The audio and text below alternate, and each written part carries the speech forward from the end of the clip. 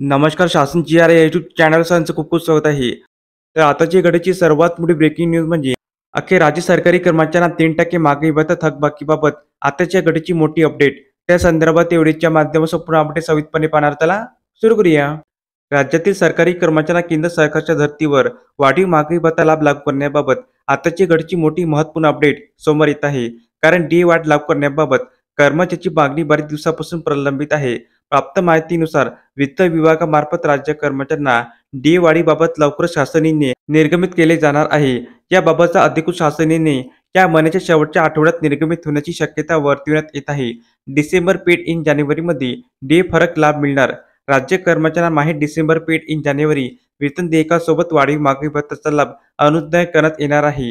यामध्ये माहीत जुलै 2024 पासून 3% डी वाढ फरकासह डिसेंबर पेड इन जानेवारी वेतन देयकासोबत प्रत्यक्ष महागाई भत्त्याचा लाभ दिला जाणार आहे. पेन्शनधारकांना देखील मिळणार लाभ. राज्यातील पेन्शनधारकांना देखील माहीत जुलै 2024 पासून वाढीव 3% महागाई भत्त्याचा लाभ डी फरक अनुदान होणार आहे. वित्त विभागाचा प्रस्ताव. या संदर्भातील राज्य शासनाच्या वित्त विभागाकडून प्रस्ताव तयार असल्याची माहिती समोर येत आहे. परंतु राज्यात सत्ता स्थापन झाली नसल्याने सदरचा प्रस्ताव अद्याप प्रलंबित आहे.